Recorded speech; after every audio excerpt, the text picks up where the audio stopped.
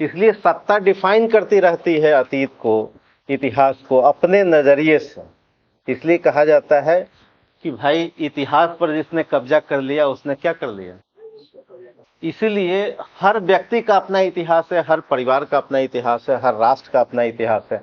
आपको भी घर वाले यही पढ़ाते हैं कि देखो तुम्हारा अतीत कितना महान था, पढ़ाते हैं कि नहीं।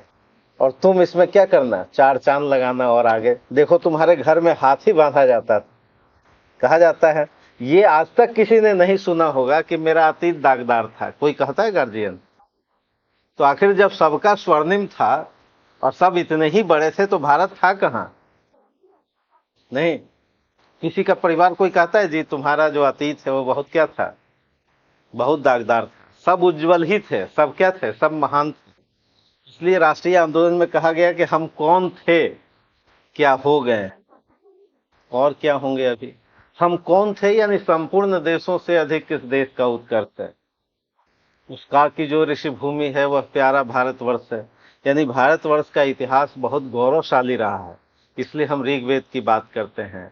इसलिए हम जितने महान विभूति हैं उनकी चर्चा करते हैं। क्यों करते हैं? क्योंकि हम जैसा भविष्य बनाना चाहते हैं।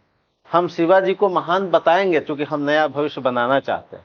हम चंद्रगुप्त मौर्य को महान बताएंगे, हम अशोक को महान बताएंगे। हो सकता है कि इतिहास की व्याख्याएं संतुलित न हो, वस्तुनिष्ठ न हो। इसलिए इतिहास को कभी भी समाज का आईना नहीं कहते। इतिहास सदैव क्या है, विश्वास की नहीं विश्लेषण की वस्तु है। और निश्चित रूप से इतिहास पर अधिकार किसका होता है, सत्ता का होता है।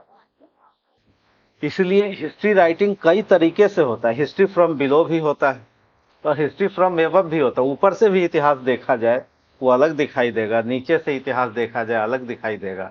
हम हो सकता है कि गोदान के होरी की नजर से इतिहास देखें, घीसू और माधव भी तो इतिहास का ही कैरेक्टर, उसकी नजर से देखें। हम औरतों की नजर से इतिहास को देखें और तब ये लगे कि हमने कितना अन्याय किया महिलाओं पर, कितनी सारी समस्याएं, सती प्रथा, बाल विवाह, बहुत सारी समस्याएं हमने लादी कि नहीं लादी।